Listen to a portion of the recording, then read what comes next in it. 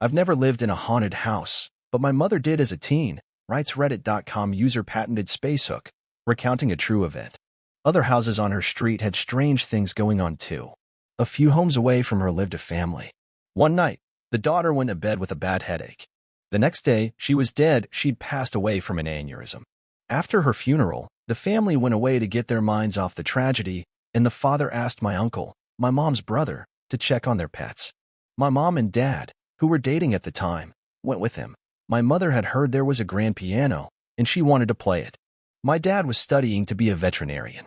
After entering the house, my uncle and my father headed to the basement to see the animals, and my mother went to the piano on the ground floor. She was playing it when she felt something brush her ankles. She thought a cat must have left the basement and walked past her. She kept playing, and then she felt it again. She looked under the piano and saw nothing. When she started again, she felt hands clasp her legs tightly.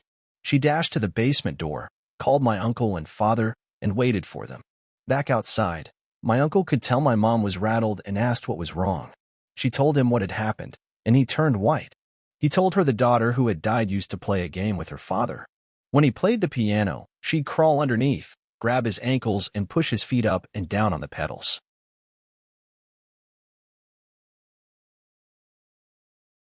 The ambulance company that I used to work for had a haunted ambulance, Rig 12, recounts Reddit.com user Zerbo.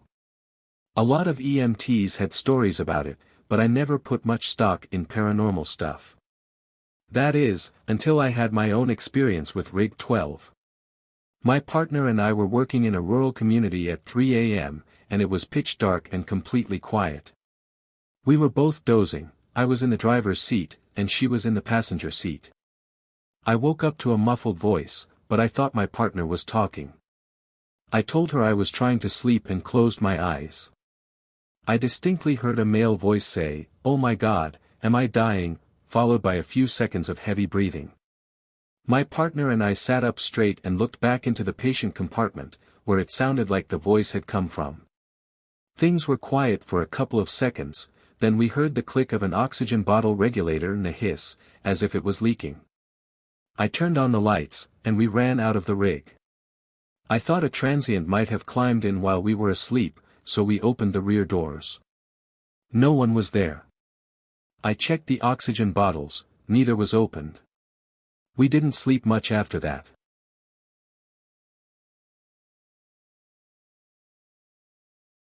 My neighbor Diane and I had a playful poltergeist for years, and we called it Billy.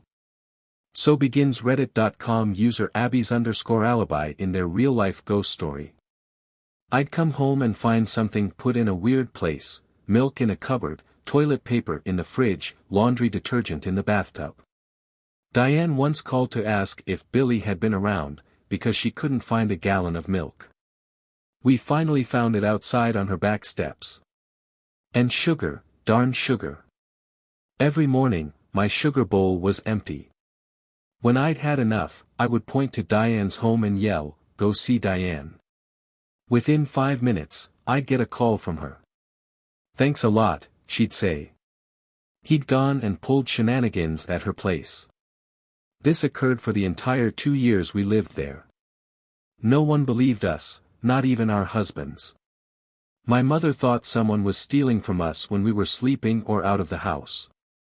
My sister believed something was going on but didn't know what. I still can't explain any of it.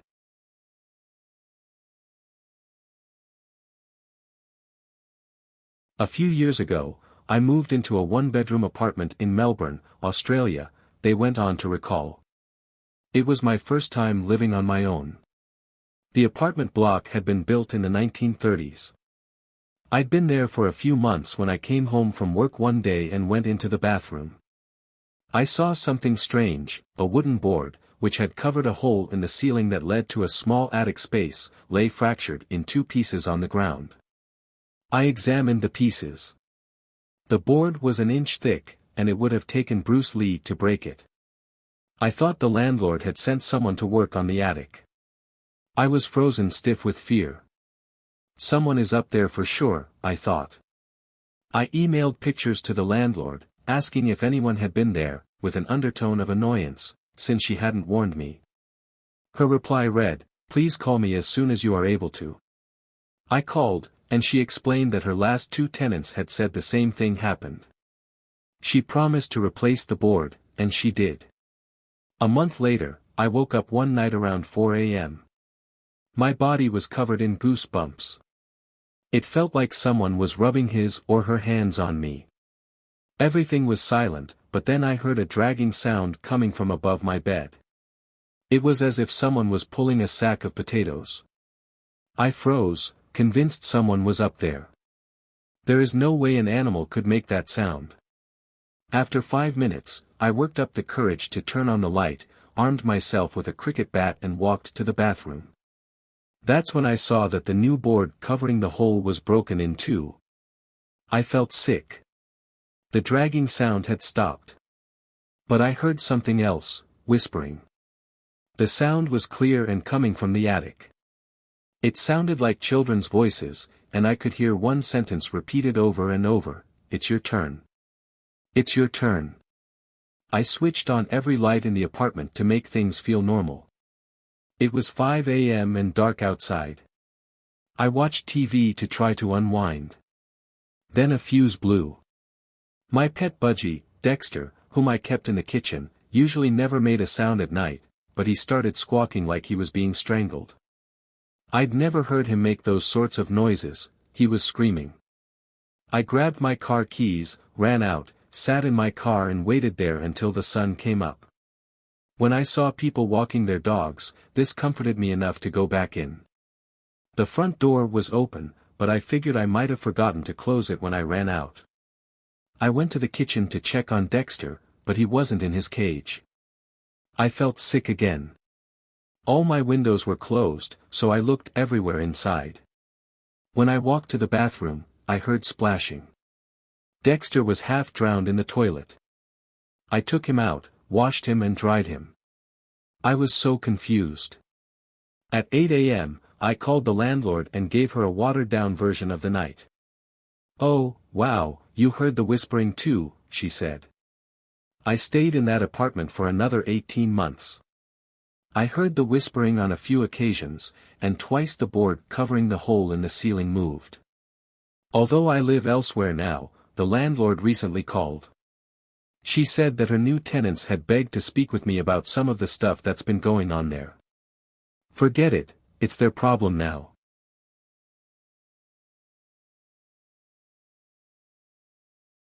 One night when I was 10, I was woken up by my bedroom door opening, followed by someone sitting on my bed.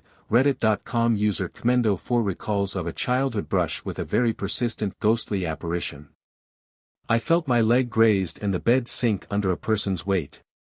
It's just Mom, I thought, and I opened my eyes. It was not my mom.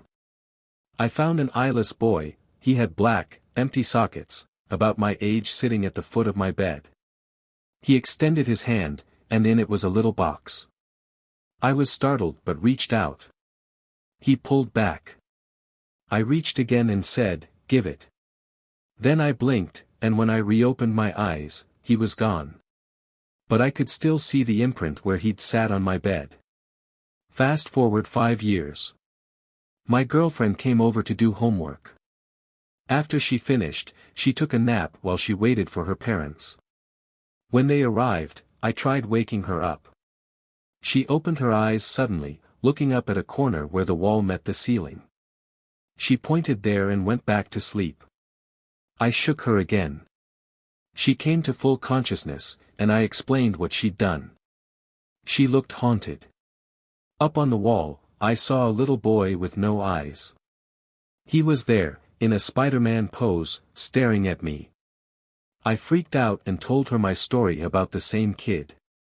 Fast forward another 5 years. I was with the same girlfriend, and we had a 2-year-old. We were living in my parents' house, in my old room.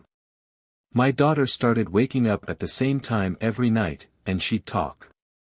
After a while, I noticed she had almost the same conversation every night. I playfully asked her once whom she was talking to. She said, "It's a little boy. He's nice. He's lost and looking for his mommy." My daughter's nightly conversations continued until we got our own place later that year.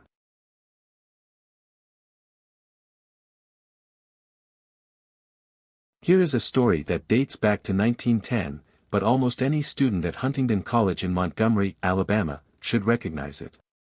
That's because the events that led up to it are said to have actually happened. As the story goes, in 1910, a young woman who was new to the school was known for her love of the color red. Sadly, she was also known for being strange and a loner. As the first term got underway, the young woman grew increasingly isolated. Eventually, she took her life by slashing her wrists. Her body was discovered in a red gown, drenched in blood. From then on, students and faculty have been reporting sightings of a young woman dressed all in red. She's appeared all around the college's campus. The figure, dwelling in perpetual isolation, is often cited as a reminder of the importance of being kind to one's peers.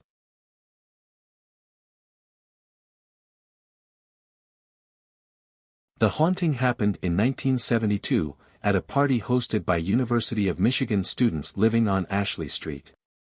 A 15-year-old girl, who probably had no business being there in the first place, suddenly felt a strange, bone-chilling cold, according to the Michigan Daily. In an attempt to warm up, she went upstairs, because heat rises, we guess. That's when things really went awry. One of the walls of the house started moving, and a black shadow approached the girl. Meanwhile, downstairs, posters were spontaneously popping off the walls and falling into a growing pile on the floor.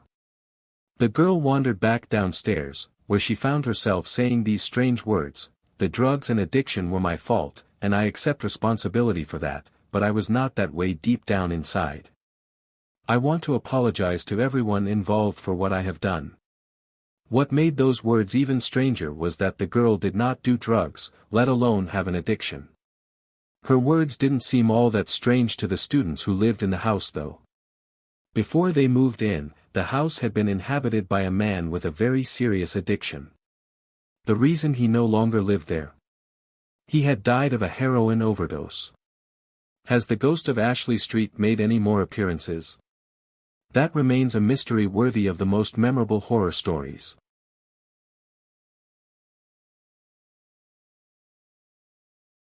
This real-life ghost story concerns a man named Frederick Jordan, who held one of the most lonely and desolate jobs in existence. Jordan was the lighthouse keeper for Penfield Reef Lighthouse off the coast of Fairfield, Connecticut. Built in 1874, the lighthouse was primarily a way of warning ships of a treacherous, hidden reef responsible for more than its fair share of harbor accidents. In 1916, Frederick Jordan was the head lighthouse keeper. Tragically, he drowned in a boating accident just before Christmas of that year, when he was caught in a gale while rowing home to see his family. Ever since then, lighting and equipment malfunctions in the lighthouse have been blamed on Jordan's spiritual presence. But even more chilling is that keepers of the Penfield Reef Lighthouse often find the lighthouse logbook open to the day Jordan died. And locals have recounted witnessing an unidentifiable figure appearing on the water to help stray boats find their way to safety near the reef.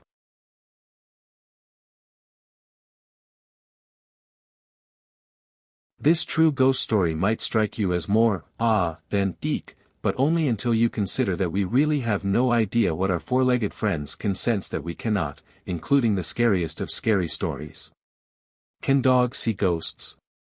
Well, there are plenty of dog experts out there, including veterinarians, who will attest to the fact that there's lots of documentation that could support the notion that dogs can sense paranormal activity, as Jesus Aramendi, DVM, a senior veterinarian for Chewy, put it. And then there's the fact that this story came to Reader's Digest directly from a well-known psychic medium, Christy Robinette, who has used her ghost-whispering skills to help detectives solve confounding cases. Marlene settled onto her side of the bed and patted Jack's pillow beside her, Robinette told Reader's Digest. A year had gone by, but Marlene was still adjusting to widowhood. Maybe it was crazy to think that after 40 years of marriage, she would ever adjust. Elmer the golden retriever seemed to understand this from the very first. That cold, moonless night when Marlene returned, alone, from the hospital, Elmer did something he'd never done before. He jumped up onto Jack's side of the bed and lay his head on the pillow. Jack would never have allowed it, Robinette pointed out, but Marlene didn't shoo him off. Instead, she lay down beside Elmer and let the peaceful sound of his snoring lull her to sleep. The next night was the same, and the night after that. Over the past year, it had grown into a comforting routine. But not tonight. Tonight was the first time Elmer had left Marlene alone in the bed since Jack's passing. But hearing nails clicking on the wood floor downstairs, Marlene recognized the sound of Elmer requesting outsies. With a sigh, Marlene made her way down the stairs to the foyer. But Elmer wasn't pacing in front of the big oak door. Rather, he was dancing. And wagging. And wiggling and bowing. Just like he used to do when Jack would come home from work. To Marlene, it felt as if Jack had just come home, and Robinette, who is known for her intuition about these things, believes that is, indeed, what happened.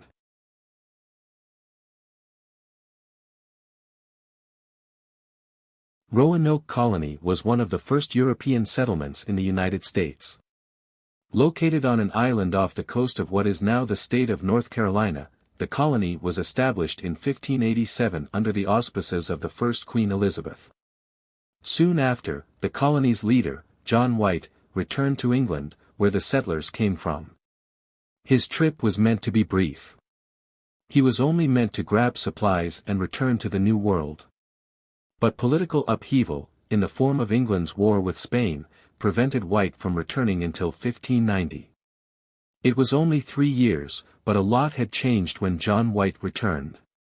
In fact, the entire colony, consisting, at the time, of 115 people, including a newborn baby by the name of Virginia Dare, was gone. Just up and vanished. All that was left was a post onto which the word Croton had been carved. Croton referred to the name of a native tribe that had been on good terms with the settlers. So White thought the colonists had moved to Croton Island, now known as Hatteras, North Carolina. But they had not. It remains one of the most famous disappearances that no one can explain. What's more, there's never been any evidence to suggest the colony was massacred. Many believe that baby Virginia grew into a beautiful young woman, one who eventually fell into a doomed love affair with a native warrior by the name of Okisco. To this day, she haunts the woods in search of her man, often in the form of a diaphanous white deer, one that always vanishes at dawn. According to Encyclopedia, a state encyclopedia maintained by the North Carolina Government and Heritage Library, longtime residents of the island have no doubt that the identity of the phantom deer is the ghost of Virginia Dare.